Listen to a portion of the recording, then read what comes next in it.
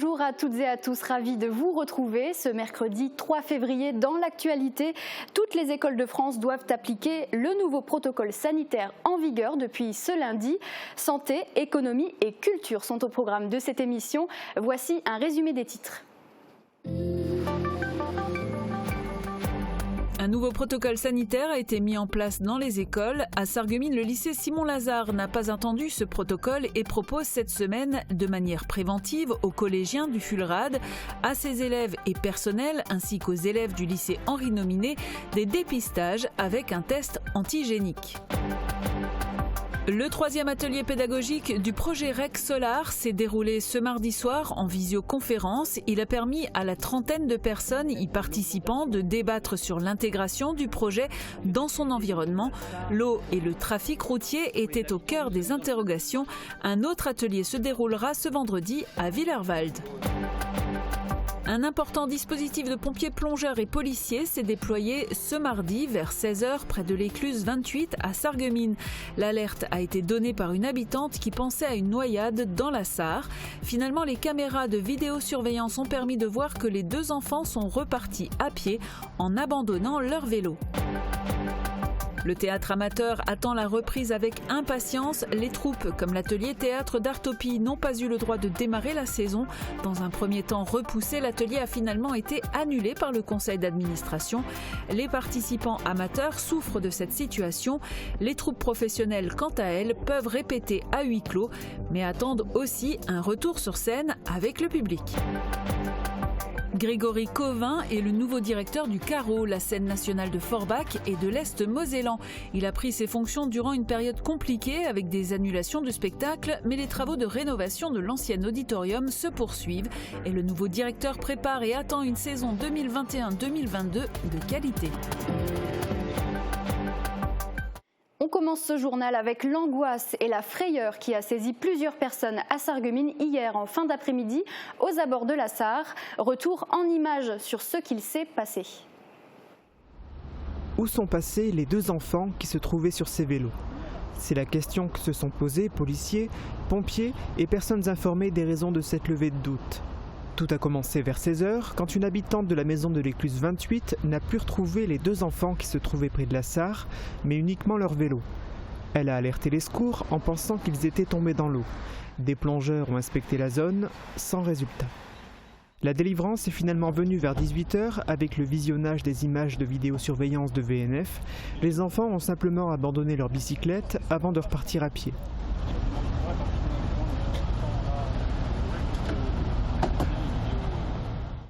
Le point à présent sur la situation épidémiologique. Voici les chiffres publiés hier par le centre hospitalier de Sarreguemines. Sur 408 tests réalisés, 11 sont positifs. 21 patients sont hospitalisés en raison du Covid, dont 6 en réanimation.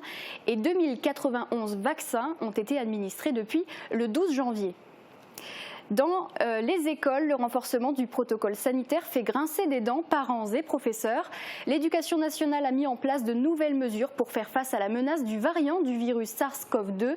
Bonjour Uranie, alors d'abord une nouvelle mesure qui concerne les masques.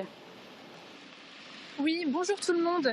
En effet, exit les masques dits faits maison entre ceux cousus main et ceux où la catégorisation n'est plus lisible. Il était difficile de pouvoir contrôler les différents types de masques dans l'enceinte des établissements. Alors pour ne prendre aucun risque, la nouvelle directive est la suivante.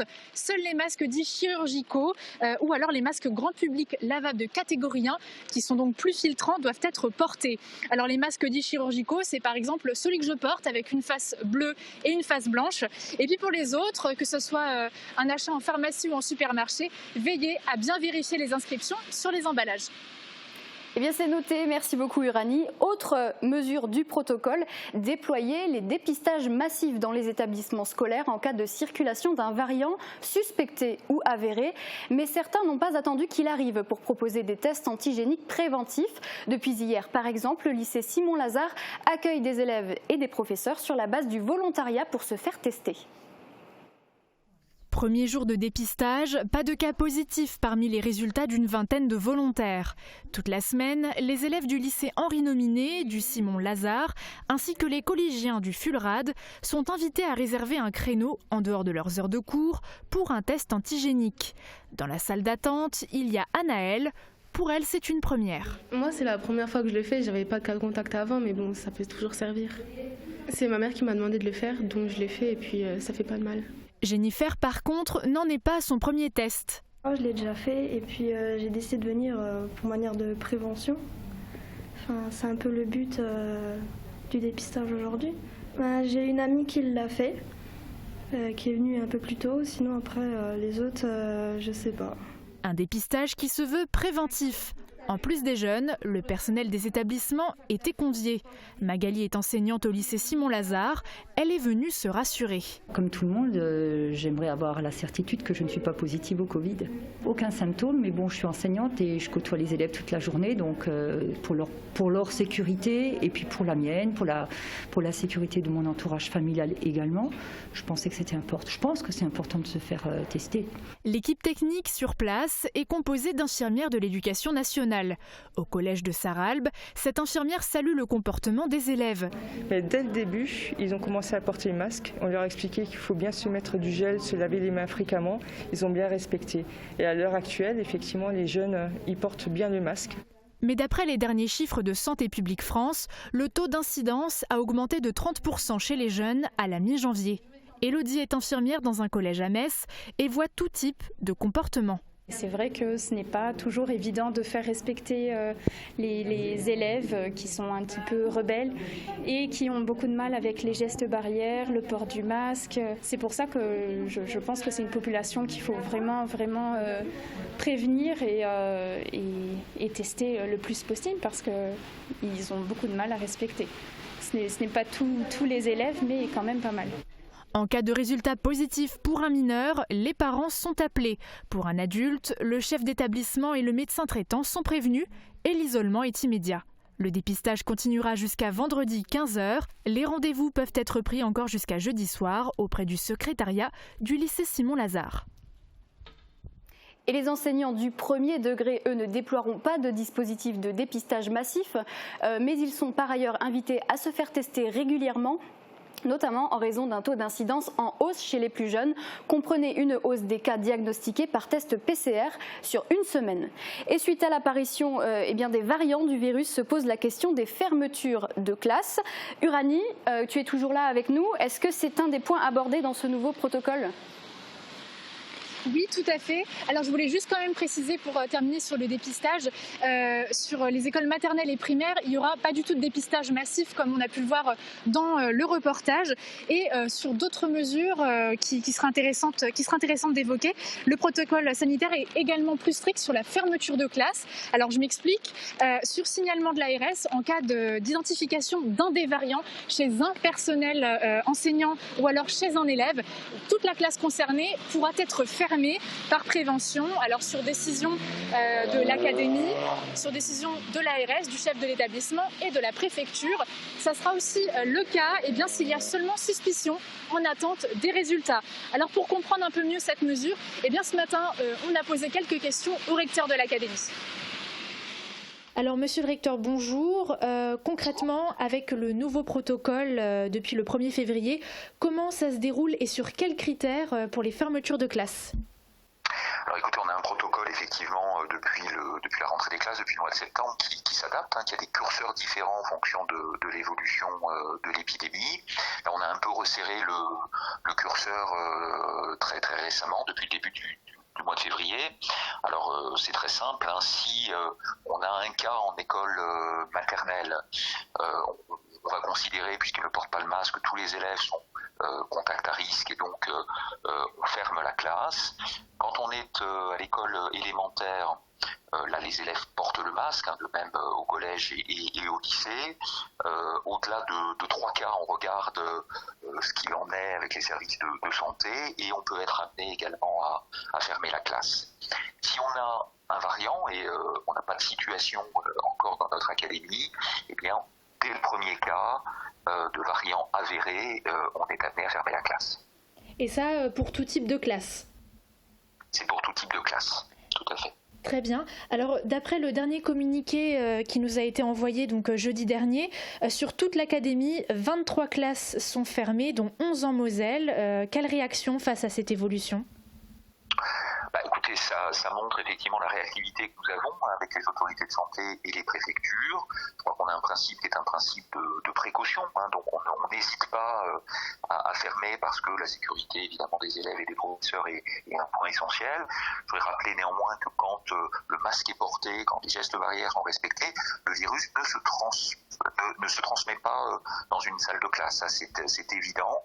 Donc j'invite, et c'est le cas de toute façon, chacun est vraiment responsable et chacun respecte le geste barrière, ce qui permet en milieu scolaire de contenir l'épidémie.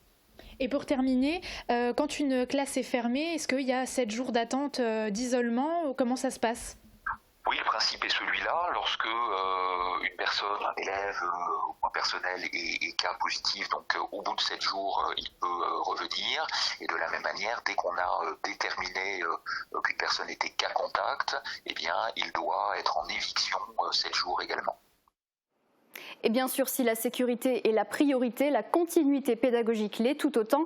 Le ministère de l'Éducation a alloué des moyens supplémentaires pour permettre le remplacement d'un enseignant testé positif. Économie maintenant, en prévision de la potentielle implantation à Ambar de REC Solar, qui continue d'expliciter son projet d'usine de fabrication de panneaux photovoltaïques. Une trentaine de personnes s'est rendue hier soir au 3e atelier de la concertation préalable.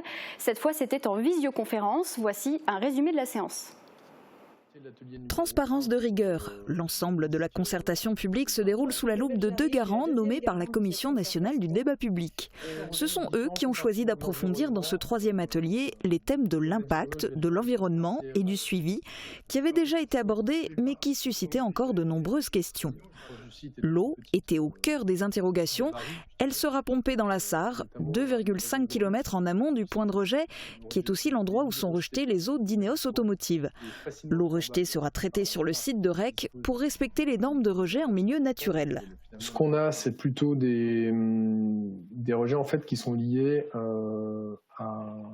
au traitement de surface. Donc c'est plutôt du fluor. On a du sodium, du potassium, du magnésium. On n'a pas vraiment de métaux, ça ne rentre pas dans le process de fabrication, donc il n'y a pas de métaux lourds à proprement parler. En fait, d'utiliser les eaux de la Sarre comme pour les habitants, nous ça ne nous enchante pas au niveau de la commune de Sarralbe, des habitants non plus. Est-ce qu'il est possible d'imaginer une autre solution ? Je ne sais pas, d'augmenter les forages au niveau de Vitrain? Aujourd'hui, ce qu'on commence à établir, c'est un nouveau schéma directeur de distribution de l'eau potable. Donc, voilà, ça a été dit. Dans ce schéma directeur figure l'objectif de renforcement, si c'est possible, a priori oui, des pompages à Vitrain, donc avec une étude sur le dimensionnement des équipements pour permettre de pomper davantage d'eau à Vitrain. Il a été dit aussi qu'effectivement, il y avait des systèmes qui permettent effectivement de cloisonner différentes parties du réseau d'eau potable et qu'aujourd'hui, on va effectivement privilégier l'eau de pompage dans la Sarre pour une vocation industrielle. Les plus proches riverains habitent Villerwald. Ils étaient plusieurs à participer à cet atelier. Concernant un éventuel plan de prévention des risques technologiques, il a été rappelé que les nouvelles constructions ne sont pas concernées par des PPRT. L'impact sonore pour les riverains a aussi été abordé. Le niveau sonore maximum en limite de propriété est plus 5 dB en journée et plus 3 dB la nuit, les week-ends et les jours fériés. De nombreuses questions ont porté sur le trafic engendré. 150 poids lourds par jour, cela représenterait 10% de trafic supplémentaire. Quant aux véhicules des salariés, ils seront répartis sur 3 postes en semaine et 2 postes le week-end. Et l'entreprise se dit prête à décaler un peu les horaires pour ne pas coïncider exactement avec les horaires de prise de poste des autres entreprises de l'Europol. Pas sûr en revanche que cela facilite le covoiturage. D'autres solutions de mobilité n'ont pas été évoquées. La question a cependant été posée d'utiliser l'actuelle voie d'accès provisoire de chantier, mais cela ne se fera pas. Aujourd'hui, il y a effectivement une voirie qui est aussi une voirie, on va dire, de secours ou de chantier qui longe effectivement l'autoroute et qui arrive par la zone située entre l'autoroute et aujourd'hui l'implantation de Seifert. Sauf qu'aujourd'hui, cette voirie, elle est connectée à l'Europole juste au débouché du pont. Et il n'était pas possible de faire un giratoire et d'embrancher la zone tout de suite au débouché du pont. Parmi les thèmes abordés, le responsable d'études environnement est aussi revenu en détail sur l'intégration paysagère, évoquant le gabarit et l'esthétique des bâtiments ainsi que les espaces verts. C'est au moment des questions-réponses qu'ont été abordées les cheminées, pas vraiment visibles quand on zoome dans le document de présentation. Il y a peut-être une dizaine de cheminées sur l'ensemble du site, quoi. De quelle hauteur ? Alors si ça dépasse du bâtiment, ça doit dépasser d'environ 5 mètres du bâtiment, donc le bâtiment fait 10 mètres à peu près, donc 15 mètres. Ce troisième atelier s'est achevé au bout de 2 heures d'échange, durant lesquelles une réponse a été donnée à chaque question. Et notez qu'un atelier rencontre avec les habitants de Villeurwalde a été ajouté. Il se déroulera ce vendredi de 16h à 17h30 dans la salle polyvalente. Quant à la réunion de clôture, elle a lieu samedi à 9h30 à l'hôtel de ville de Sarreguemines. Vous pouvez y participer en vous inscrivant sur le site concertation.progerec.fr ou le regarder devant votre écran en direct sur Mosaïque Cristal. À la Chandeleur, l'hiver se meurt ou prend vigueur. Laquelle de ces deux options nous attend? C'est Sandrine, notre spécialiste météo, qui nous répond. La météo vous est présentée par le Crédit Mutuel. Une banque qui appartient à ses clients, ça change tout. La rénovation de vos façades avec Modern Habitat allie esthétique et une résistance garantie à toutes les intempéries.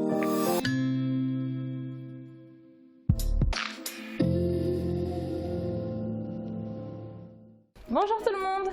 Vous croyez quand même pas que j'allais oublier la Chandeleur? Je vous ai demandé hier sur Facebook quelles sont vos recettes préférées pour justement les reproduire aujourd'hui, alors c'est parti! Non, je plaisante. Bon, ma pâte est prête, ce qui nous intéresse aujourd'hui c'est la garniture et la première idée c'est celle de Shirley, sirop de coco, fraises et glace vanille. Trop bon ça! Ensuite, une toute simple proposée par Sandrine, sucre roux et jus de citron. Et la meilleure pour la fin, merci Audrey, une crêpe au maroilles. Bon, je vais laisser le fromage fondre un petit peu et me préparer psychologiquement le temps de la météo. La Sarre et l'échelle restent en vigilance jaune pour crue, mais les averses font une pause pour la journée de demain. On a même quelques chances de voir le soleil. Côté température, les minimales iront de 5 à 6 degrés et les maximales de 9 à 11 degrés. Demain, nous fêtons les Véroniques et il fera jour de 7h57 à 17h33. Bon, le moment est venu. Oh, c'est pas si mal. J'espère que je vous ai donné envie de les refaire chez vous. Passez tous une très belle journée et à demain. Merci d'avoir suivi la météo avec le Crédit Mutuel. Une banque qui appartient à ses clients, ça change tout. Et si les créateurs italiens influençaient l'aménagement de votre maison? Cuisine, salle de bain, carrelage, Cesa au centre de la Rotonde à Sarreguemines vous propose un vaste choix et un excellent rapport qualité-prix. Le Lotringa Theater devait être sur scène hier soir au Casino des Faïenceries. Au lieu de ça, la troupe s'est retrouvée pour peaufiner décors et mise en scène. Catherine Henrich a rencontré l'auteur et acteur Alphonse Walter qui a voulu faire entendre la souffrance du théâtre amateur. Regardez. Un peu de décor, des essais de lumière et d'agencement, on pourrait penser que ce soir, un spectacle aura lieu sur la scène du casino. Mais non, Unter der Brick ne sera pas joué avant l'année prochaine. Mais la troupe du Lothringer Theater, troupe professionnelle, a le droit de répéter, alors que les troupes amateurs, comme l'atelier théâtre d'Artopie, n'a pas pu démarrer cette saison. Repoussé de semaine en semaine depuis la rentrée, l'atelier a été complètement annulé par le conseil d'administration de l'association. Un déchirement pour les participants. En fait, il n'y avait rien à décider puisque c'est une règle qui est en place. Et donc nous avons décidé de ne rien faire. Mais il y a eu parmi les présents, et notamment parmi les passionnés de théâtre, notamment amateurs, puisqu'il s'agissait du théâtre adulte amateur, l'expression d'une telle souffrance que il fallait également l'entendre. Et même si on ne peut rien, disons, changer dans l'immédiat à ces choses, donc l'épidémie est là, le responsable c'est l'épidémie, c'est clair, Mais d'un autre côté, on peut aussi entendre la souffrance. Ici, nous sommes chez l'Autring Théâtre dans une production professionnelle, dans le cadre de Langue en scène, de la grande région. Et là, bon, on peut répéter, donc en respectant les consignes de sécurité, de distance, masque, etc. On peut répéter, mais un atelier théâtre adulte, bon, qui pourrait aussi respecter certaines contraintes, non, ce n'est pas possible. On trouve qu'on pourrait un peu, c'est un risque. On prend beaucoup de risques aussi dans ce qu'on ne fait ou ne fait pas, hein, notamment dans les confinements, notamment le second, hein, où on peut travailler, les écoles sont ouvertes. Donc, il y a une part de risque, mais ça appartient effectivement aux politiques. Mais on pourrait aussi, voilà, sur certaines choses, voilà, je n'en dis pas plus, mais la réalité, c'est que ça pose un problème, et c'est pas seulement l'homme ne vit pas que de pain, hein, comme disait, vous savez qui, ouais. Et qu'il y a aussi la culture, les contacts, la création. Un hobby pour lequel on est passionné, c'est aussi essentiel. La reprise, tout le monde l'attend. Alors ici, on prend le temps de peaufiner une mise en scène et un décor, et on répète à huis clos, impatient de retrouver l'essence même du théâtre, la scène et son public. Il est passé entre autres par l'Opéra-Théâtre de Saint-Étienne, l'Opéra national du Rhin de Strasbourg et le Ballet de Lorraine à Nancy. Grégory Covin a une expérience riche qu'il met aujourd'hui au service de la scène nationale de Forbach et de l'Est-Mosellan. Le nouveau directeur du Carreau a pris ses fonctions dans un contexte très particulier, sans spectacle, mais il se met au travail pour préparer l'avenir. Grégory Sebag l'a rencontré. Il se souviendra longtemps de ses débuts très particuliers au Carreau. Une semaine à peine après son arrivée à la direction de la scène nationale de Forbach et de l'Est-Mosellan, en octobre dernier, démarre une nouvelle période de confinement. Grégory Covin doit faire face à l'annulation des spectacles, prendre ses marques dans une salle désespérément vide. Oui, il y a de la tristesse dans le quotidien. Après, si on reste triste, ça ne sert pas à grand-chose. Donc c'est un mélange de pragmatisme aujourd'hui, je crois. Il y a une sorte de pragmatisme avec les limites qu'on peut avoir du fait qu'on a un gouvernement qui ne nous donne pas de clés. Alors là aussi, je ne jette pas la pierre, hein. C'est une épidémie, c'est compliqué, mais c'est vrai qu'on n'a pas de clé, on n'a pas de deadline, on n'a pas de revoyure comme à un moment donné le Premier ministre avait utilisé cette formule. Donc c'est un petit peu bizarre, on a l'impression que le temps s'arrête.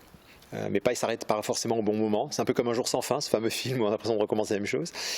Mais bon, il ne faut pas oublier qu'il y aura une saison 21-22, qu'aujourd'hui il y a des artistes qui continuent de travailler, qu'on a d'ailleurs nous aussi accueillis dans le cadre de résidences, pour que la création puisse revoir le jour à un moment donné. Donc il y a aussi à la fois ce surplace et cette projection vers l'avenir. Un avenir qui se prépare dès maintenant, car la vie continue malgré tout au Carreau. Les travaux de rénovation se poursuivent. Avec un peu de retard, la salle Heiner Müller est quasiment achevée. L'ancien auditorium est devenu une vraie salle de spectacle, plus grande, plus moderne, plus confortable, plus fonctionnelle.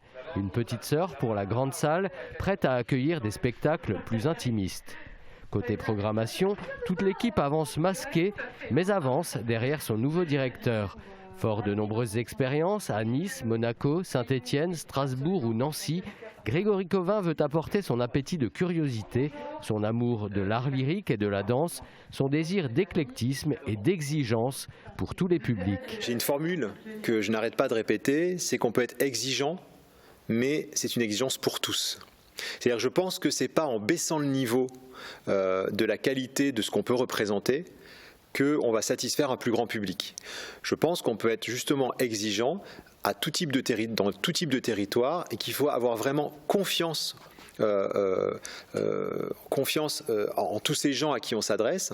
L'idée de la culture, c'est quand même d'élever les individus en leur permettant de réfléchir, en leur permettant de rêver, en leur permettant de développer un imaginaire.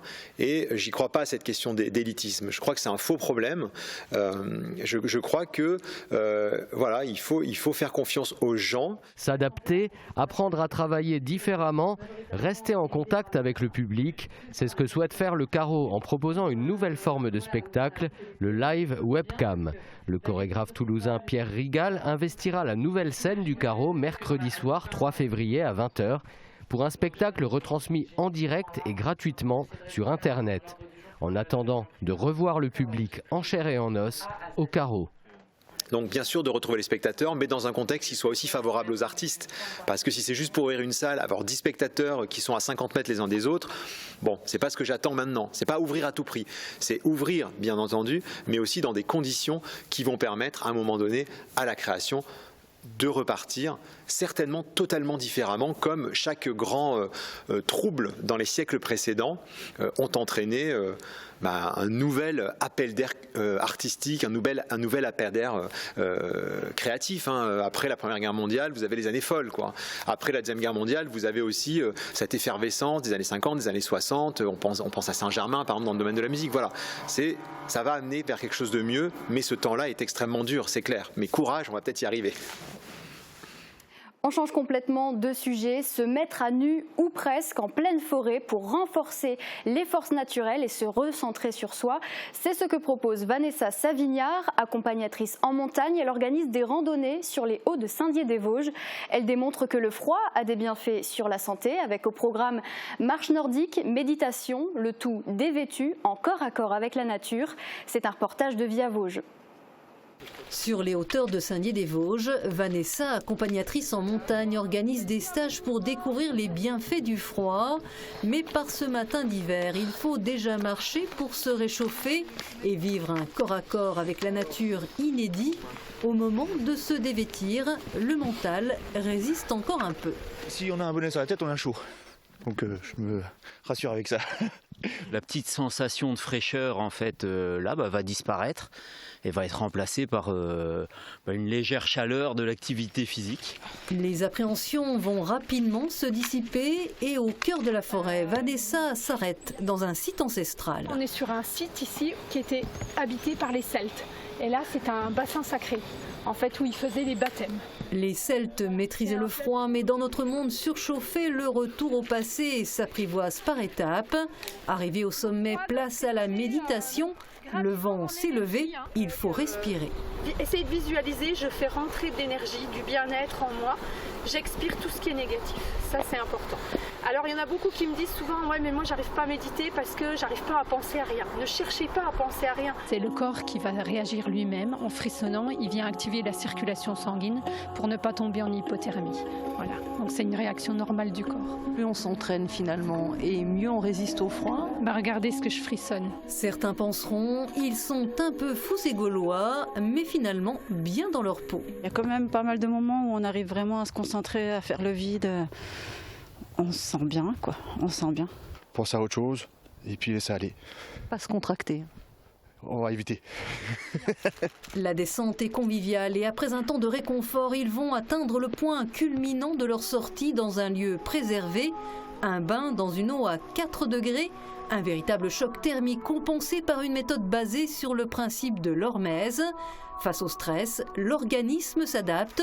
Là aussi, concentration et respiration sont essentielles. Il faut une grosse concentration intérieure, très forte, pour pouvoir descendre dedans, surtout se calmer, abaisser son rythme cardiaque. Il y a une phrase que j'aime bien, moi, qui dit « On vient chercher le confort dans l'inconfort ». Et à la sortie, aucun ne parle d'épreuve. La température froide qui vous transit et à l'intérieur, on reprend le dessus et on respire et on essaye de transformer l'air qu'on respire en énergie. C'est une drôle de sensation. Le mental joue un grand rôle dans tout ça et il faut se faire confiance et il faut accepter. L'exposition au froid renforce le système immunitaire, c'est bon pour le corps et pour l'esprit. On déclenche des endorphines. On sait que ces endorphines, par cascade, en enchaînement, c'est très bon à la santé. Ça évite la déprime. Ça vient jouer aussi sur les maladies, sur l'humeur, sur la fatigue, sur beaucoup de choses. Un certificat médical est demandé pour vivre cette expérience qui s'adapte à tous les niveaux pour qui n'a pas froid aux yeux. Avis donc aux amateurs. Merci à tous d'avoir suivi ce journal. Tout de suite, l'info continue, bien sûr. Demain, vous avez rendez-vous avec Julia pour une nouvelle émission à midi. D'ici là, portez-vous bien. Très belle journée à tous et à bientôt.